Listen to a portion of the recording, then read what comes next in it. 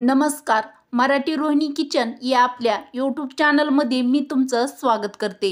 तर माझ्या प्रत्येक सुगरणीला स्वयंपाकघरात उपयोगी येतील अशा उपयुक्त किचन टिप. चला तर मग व्हिडिओला सुरुवात करूया.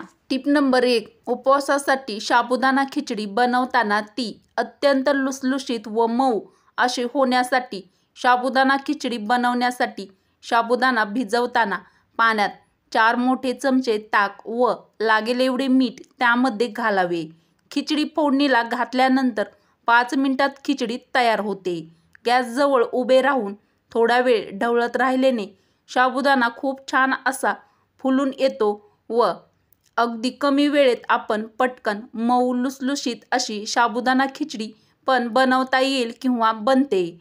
तर साबुदाणा खिचडी बनवताना तुम्ही ही टीप ट्राय करू शकता व टीप आवडली असेल तर एक लाईक नक्की करा. टीप नंबर 2. बऱ्याचशा गृहिणींना इडली व डोशाचे पीठ 3 ते 4 दिवस वापरण्याची सवय असते, परंतु ते फर्मेंट केलेले बॅटर असते, म्हणून ते 1 दिवसापेक्षा जास्त दिवस वापरल्यास त्यापासून आपल्या शरीराला नुकसान होऊ शकते. साधी सोपी पण प्रत्येक सुगरणीसाठी अतिशय खास टिप नंबर 3. दुधावर जाडसर साय येण्यासाठी दूध नेहमी मंद आचेवर तापवायचं. नंतर तापवून झाल्यानंतरच झाकण न ठेवता रूम टेम्परेचरवर आल्यावर फ्रीजमध्ये ठेवा. 5 ते 6 तास फ्रीजमध्ये ठेवल्यावर मध्येच त्या दुधाचा वापर करू नका. त्यामुळे त्याच्यावरील जी साय जमा झालेली असते ती साय मध्ये मध्ये तुटत नाही. एकसारखा जाडसर थर यामुळे तयार होतो. यामुळे लोणी देखील जास्त प्रमाणात निघते व लोणी जास्त निघाल्यामुळे तूप देखील जास्त प्रमाणात निघते.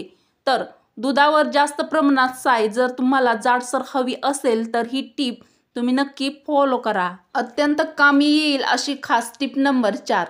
पीनट बटर फ्रीजमध्ये न ठेवता बाहेर ठेवावे, म्हणजे ब्रेडवर व्यवस्थित लावता येते. फ्रीजमध्ये ठेवल्यावर ते घट्ट होते आणि ब्रेडला व्यवस्थित स्प्रेड करता येत नाही. साधी सोपी पण अत्यंत उपयुक्त टिप नंबर 5. सध्या उन्हाळ्याचे दिवस चालू आहेत, तर या उन्हाळ्यामध्ये पोटाला थंडावा देणारं लिंबू सरबत रेसिपी आपण बनवत असतो. तर लिंबू सरबत बनवण्यासाठी साखर विरघळायला बराचसा वेळ लागतो, म्हणून साखर मिक्सरमध्ये बारीक करून ठेवावी, जेणेकरून लिंबू सरबत किंवा लस्सी बनवताना लगेच आपण पटकन साखर घालून ती बनवता येईल. तर रिकामा वेळ असेल तेव्हा तुम्ही ही टीप ट्राय करू शकता. टीप नंबर 6. गरम तव्यावर थंड पाणी टाकू नये. गरम तव्यावर थंड पाणी टाकल्यास तव्याचा मधला भाग पातळ होऊन तो तवा कमकुवत होतो आणि छिद्रे देखील पडतात व तवा लवकर खराब होतो. तर तवा व्यवस्थित राहण्यासाठी तुम्ही ही खबरदारी तर नक्की घ्या. टीप नंबर 7. अळूवडी छान कुरकुरीत हवी असल्यास त्यामध्ये थोडी मुगाची डाळ भिजवून वाटावी व अळूवडीच्या पिठामध्ये मिक्स करावी. यामुळे अळूवडी छान कुरकुरीत अशा बनतात व छान चवदार पण लागतात. तर अळूवडी बनवताना तुम्ही ही टीप ट्राय करू शकता व टीप आवडली असेल तर एक लाईक नक्की करा. टीप नंबर 8. पोहे बनवल्यानंतर जर ते काही वेळाने जर ते कोरडे आणि कडक होत असतील तर अशा वेळी ते बनवताना त्यामध्ये काही चमचे दूध टाका. असे केल्याने पोहे बराच काळ मऊ राहतात. तर पोहे बनवताना ही टीप ट्राय करा.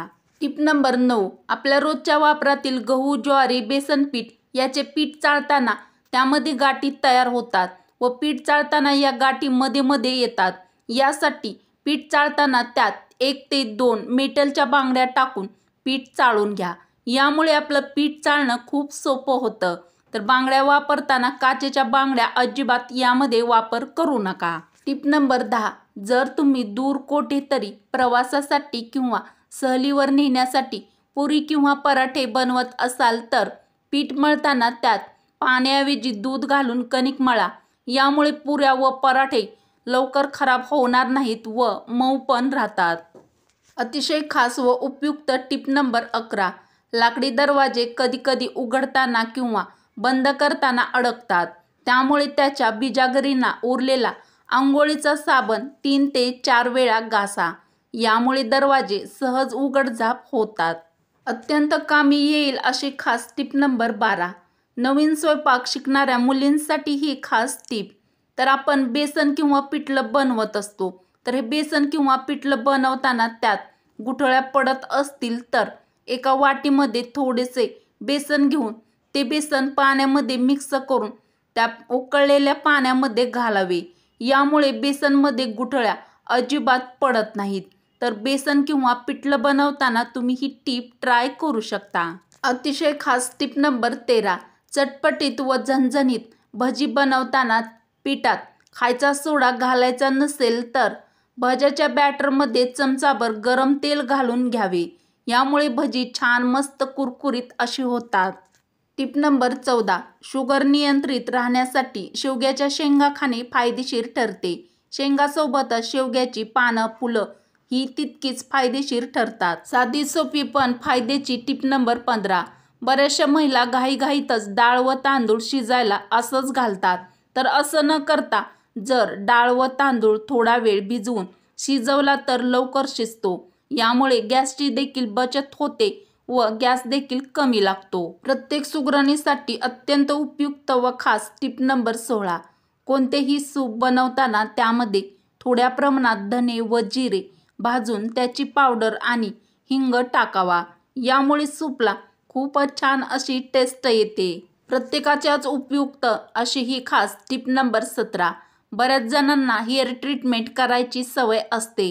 त्यामुळे आपले केस जास्त उष्णतेच्या संपर्कात येऊन तुटतात आणि कमकुवत होतात. म्हणून कमीत कमी हेअर ट्रीटमेंट करावी. तर तुम्हाला पण हेअर ट्रीटमेंट जास्तीत जास्त करायची सवय असेल तर ही टीप फॉलो करा. Tip number 18. केस धुताना देखील ते हळूहळू धुवावेत. ते जास्त रगडून धुवू नयेत. अत्यंत उपयुक्त टिप नंबर 19. शेंगदाण्याचा जाडसर कूट करायचा असेल तर मिक्सरच्या भांड्यात एकदाच जास्तीचे शेंगदाणे घालू नये.